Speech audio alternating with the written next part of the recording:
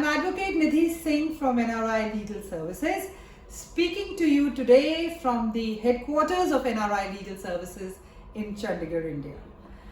As you know, that there are rampant changes that are seen all over India in almost all the sectors. One such sector that we are going to talk about today is the banking sector.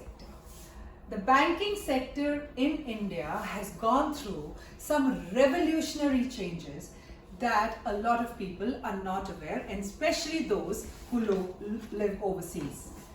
First of all, very few people know that 27 nationalized banks have been merged with 12 banks.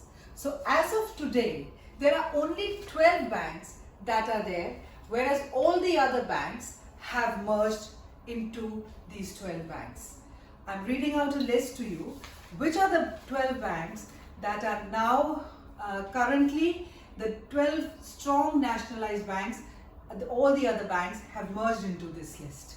So while I'm reading this list, the first is State Bank of India, Punjab National Bank, Bank of Baroda, Canara Bank, Union Bank, Bank of India, Indian Bank, Central Bank of India, Indian Overseas Bank, UCO Bank, Bank of Maharashtra, and Punjab and Sindh Bank. Now, anybody who has accounts anywhere other than these 12 need to understand that once this amalgamation happens, there will be obviously a lot of confusion. Account numbers are going to be changed, your transactional details will have to be changed. So my first advice is that wherever you have accounts, you must make sure that they're active accounts.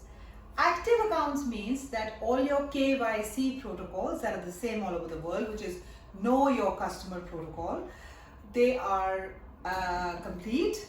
The accounts are not dormant, they're active, so that you are able to transfer, withdraw or repatriate those funds quickly. Now just imagine if you do not have your account in these 12 banks and you are actually holding accounts in another bank which has been merged, and even that account is dormant and not active, it can lead to a complication.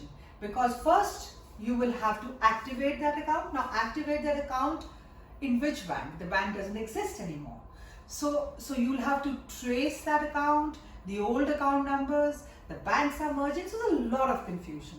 So I'm actually suggesting that once you have this information that your bank is being merged, then very quickly you need to make sure your account is active. And once it is active, you in fact need to withdraw the money or repatriate the money. That's a whole system. Or if you do not want to repatriate the money overseas, then you make sure that at least it goes into a new account in these 12 banks, the banks that I've just mentioned.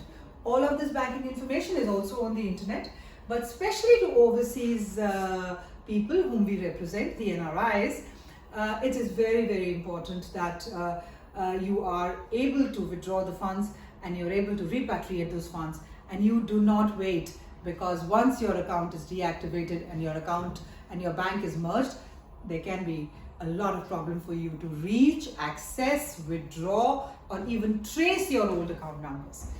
To solve that situation, you need to get active on your bank accounts now.